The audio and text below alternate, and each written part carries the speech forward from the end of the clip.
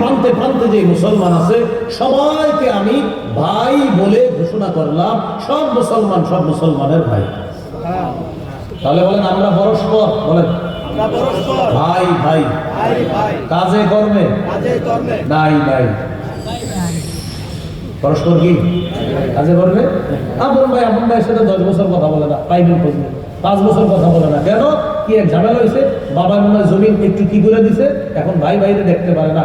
দরজা আগে ছিল 2 ভাইয়ের মুখোমুখি, এখন ওই ভাইরে দেখতে পারে না বইলা দরজা পাল্টায় আরেক দিক দিয়ে করছে, ওরে যাতে না দেখে, মৃত্যুর আগে ওসিয়ত করে যায় ও যাতে আমার চেহারা না দেখে।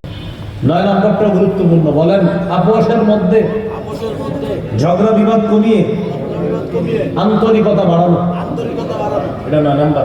সূরা আনফালের 46 নম্বর আয়াতে আল্লাহ বলেন ওয়াতিউল্লাহ ওয়া রাসূলাহু ওয়া লা তানাযাউ, তোমরা আল্লাহর আনুগত্য করো, রাসূলের আনুগত্য করো, ওয়া লা তানাযাউ, তোমরা পরস্পর ঝগড়া করো না, ফাতাফশালু, যদি ঝগড়া করো তোমরা দুর্বল হয়ে পড়বে, ওয়া তাযহাবা রিহুকুম, তোমাদের শক্তি খর্ব হয়ে যাবে। তাহলে পরস্পর ঝগড়া করলে আল্লাহ বললেন তোমরা দুর্বল হয়ে যাবা। তাকান আমার দিকে, 1 2 3 4, আমরা 4 জন এক দল, আমরা তারা যদি বাঁচতে চায়, আমরা যারা ইসলামপন্থীদের সমর্থক, আমরাও যদি বাঁচতে চাই, ইসলামপন্থীরা এক হওয়ার কোনো বিকল্প নেই, এক হতে হবে।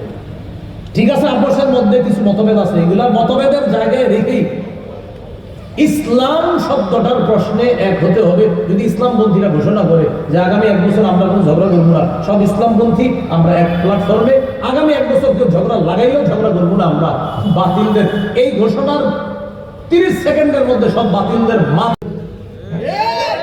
2-4টা ভালো কাজ দেখা আপনি তার হাজারো জুলুম ভুলে যাওয়া যাবে না। এটা 12 নম্বর। 13 নম্বর, মুমিন বিলাসী জীবন বর্জন করতে হবে। যদি আমরা সফলতা চাই, বিলাসী জীবন বর্জন করা। মুমিনদের দেখলেই মনে হবে আচ্ছা কোথায় যান, ভাই নামাজ দিতেছে, আচ্ছা কোথায় যান, একজনের দিনের দাওয়াত দিতে, আচ্ছা কোথায় যান, আমি একটু অসুস্থ ব্যক্তির ইআদাতুল মারিজ সুন্নাত পালন করতে যাচ্ছি, আচ্ছা আপনি কোথায় যাচ্ছেন, একজন মুসলমানের জানাজা যাচ্ছি, আচ্ছা আপনি কোথায় যাচ্ছেন, সন্তানটাকে মাদ্রাসায় দিতে যাইতেছি। মানে মুমিনের 24টা ঘন্টাই হবে এমন যে আল্লাহর কোনো না কোনো কাজে আছে। এটা বানানো কথা না, সূরা তাওবা আছে 111 নম্বর আয়াত, ইন্নাল্লাহা আশতারা, নিশ্চয় আল্লাহ ক্রয় করেছেন, আল্লাহ ক্রেতা, মিনাল মুমিনিনা, মুমিনদের থেকে, মুমিনরা বিক্রেতা, আনফুসাহুম ওয়া আমওয়ালাহুম, তাদের জানমাল, জানমাল হলো দ্রব্য, বিআন্না লাহুমুল জান্নাহ, বিনিময় জান্নাত। সুবহানাল্লাহ। কটা হলো 4টা। 5 নম্বর বাজার, ইকাতিলুনা ফি সাবিলিল্লাহ, তারা আল্লাহর রাস্তায় লড়াই করবে, ফায়াকতুলুনা ওয়া ইউকতালুন, তারা কাফেরদেরকে জাহান্নামে পাঠাবে আর নিজেরা শহীদ হয়ে জান্নাতে হবে। সুবহানাল্লাহ। তাহলে অধিকার আদায়ের লড়াইয়ের নাম জিহাদ। এইগুলো কত নাম্বার? 14। 15 নাম্বার, বলেন একজন আদর্শ যোগ্য শাসক আমরা নির্বাচন করব, আল্লাহর কাছে দোয়া করব, প্রতিদিন 4 রাকাত অতিরিক্ত নফল নামাজ পড়ার চেষ্টা করব, 2 রাকাত পরে এই দোয়া করব, বলেন আল্লাহ কিয়ামতের আগে বাংলাদেশে আর কোন নারী শাসক চাই না।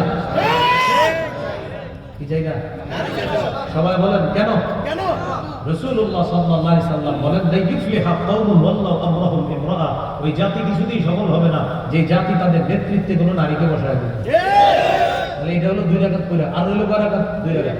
এবার 2 রাকাত পড়া বলবেন আল্লাহ 4 কাজের যোগ্যতা রাখে, 10 গুণে গুণান্বিত একজন আদর্শ শাসক আমাদের দেশে তৈরি করে দেবে। এটা হবে দ্বিতীয় নফল, 2 রাকাত নফল নামাজ পড়ে দোয়া করবেন, 4 কাজের যোগ্যতা আর 10 গুণে গুণান্বিত। আমার একটা আলোচনা আছে, যারা শুনে নিয়মিত দেখবেন আদর্শ শাসকের কাজ কি হবে আর গুণ কি হবে, এটাতে আলাদা বয়ানের প্রয়োজন, তো সেটা অন্য বিষয়। আদর্শ শাসক আল্লাহর কাছ থেকে চেয়ে নেওয়া, আল্লাহর কাছে দোয়া করা আর নিজেরাও চেষ্টা করা। এই জন্য আগামীতে আমি যার সমর্থন করব, বলেন সবাই আমি যার সমর্থন করব, করার আগে 4টি বিষয় মাথায় রাখা। 1, আমি যাকে সমর্থন করব তার পক্ষে আমি সাক্ষ্য দিচ্ছি। 2, আমি যাকে সমর্থন করব তার পক্ষে, অতএব আমার সমর্থন যদি ভুল হয়